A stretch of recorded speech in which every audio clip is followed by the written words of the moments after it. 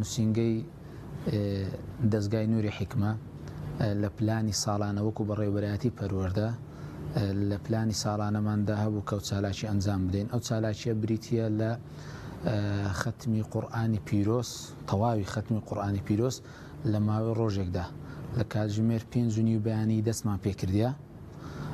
پلان ماوایە هەتا سەعات کاتژمێر 8:20 ئێوارە تەواو بیتن، ختمی کامل هەر یەکە و ختمەکی دەکاتن لەبەر سەرقاڵی خەڵک و تابی مامۆستایانمان ڕۆژانە. ئێمە ئەوڕۆمان تەرخان کردی، یعنی لە ماوەی یەک ڕۆژدا ختمێکی تەواوی قورئانی پیرۆز دەکەن. ژماری بەشداروانیش 35 لە برایانن و 25 لە خوشکانن. کۆی گشتی دەکا 6 بەشدار بوو. ئەو پرۆژەیەش بەڕاستی ئەتا ئێستا پێم شک نایە لە کوردستان کرابی، ئەنی شتێکی نوێیە، وەکو دەستگای نووری حیکمەش هەر ئەزمونێکی نوێیە. ئینشاءڵڵا تەمەنا دەکەین لە ساڵانی داهاتوو بە وەکو دەرێ شێوەی جیاوازتر و بە وەکو دەرێ گڕوتین و بەشداربووی زیاتر ئینشاءڵڵا ئەنجامی بدەین.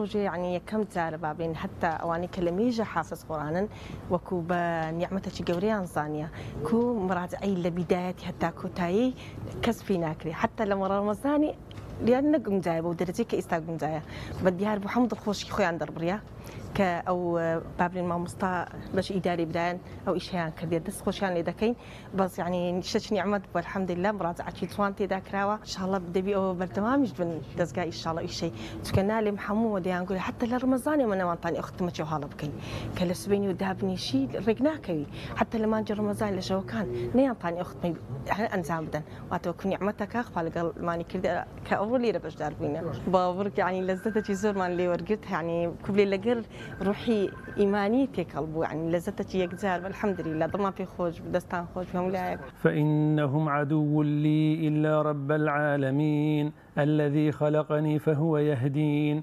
والذي هو يطعمني ويسقين وإذا مرضت فهو يشفين والذي يميتني ثم يحيين. بسم الله الرحمن الرحيم. سرتا بخيراتني زنابتان دكم وسپاس لو دزگای نووری حیکمە خی گەورە پاداشیان بداتەوە کە ئەمڕۆکە ئەو پرۆژیان ڕاگەیان وەکو ڕۆژێکی کامل لە دوای نوێژی بەیانیەوە تا تەواوی دەکەن تا نوێژی عیشا. سوپاس لۆ خی گەورە کە ئێمەش وەکو حافظ قورئانێک لە دەستگای نووری حیکمە بەشداریمان کرد لە دوای نوێژی بەیانیەوە لێرەینە ئێستاوە نزیکی مەغریبە زۆرمان نەما ئینشاءڵڵا خدمەکەی کامل تەواو دەکەین. بەڕاستی سوودی زۆرە.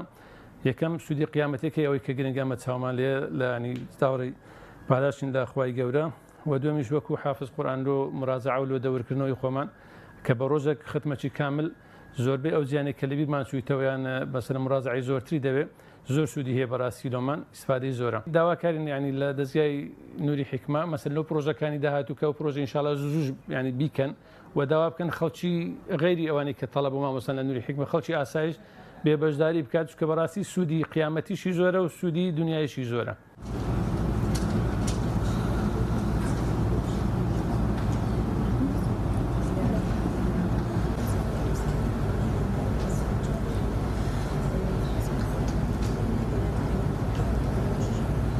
تلك نعمة تمنها علي أن عبدت بني إسرائيل قال فرعون وما رب العالمين لا تبديل لخلق الله ذلك الدين القيم ولكن أكثر الناس لا يعلمون منيبين إليه واتقوه وأقيموا الصلاة ولا تكونوا من المشركين. يشاق الله ورسوله ومن يشاق الله فإن الله شديد العقاب.